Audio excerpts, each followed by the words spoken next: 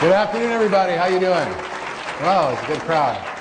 So I'm here to tell you we have a big, fat problem, a very big, fat problem. And the good news is we have a solution.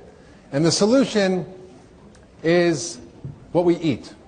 The problem is this chronic disease epidemic that's going to cost $47 trillion to solve over the next 10 years, 20 years globally, that it's the amount that comprises the economy, the GDP of the 6 largest economies combined annually.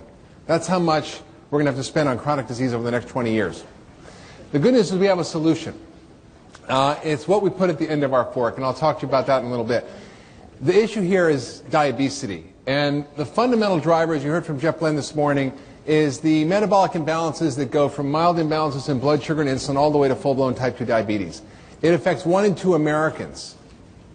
It affects 1 in 4 Medicare patients. In the Middle East, it's 1 in 4. China is the #1 country in the world with diabetes today. This is a frightening set of statistics. And yet it's something that we know how to solve. Globally, we see this, and also in the United States, we now see epidemics of obesity. You all know this. 70% of Americans are overweight, 40% of kids. What's even more frightening to me is the fat kid problem. We have teenagers who now have 1 in 4 have prediabetes or type 2 diabetes. That's gone up from 1 in 10 about 10 years ago. So that's even more frightening to me is this next slide, which talks about the phenomena of skinny fat kids. 40%, 37%, almost 40% of skinny kids have either prediabetes or type 2 diabetes because they have imbalances in their metabolism that are related to prediabetes.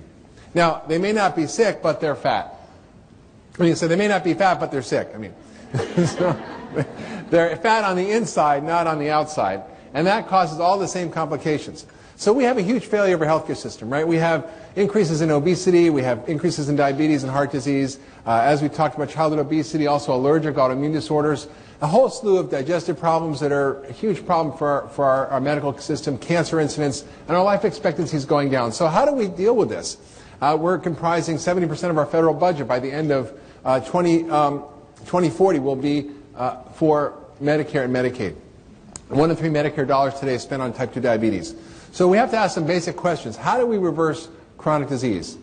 What causes chronic disease? And what's the cure for chronic disease? Seems like we should start at the beginning. What are the real fundamental questions that we have to solve? What's the most effective strategy to prevent, reverse, and treat chronic illness? It's a fundamental question that we're really not asking in the healthcare system. Is it medication? You know, 81% of Americans take at least 1 medication a day. There have been over 200 deaths from Avandia to just treat diabetes since it was introduced in 1999. So this is a disease that causes heart attacks, and yet the drug to treat it was also causing heart attacks.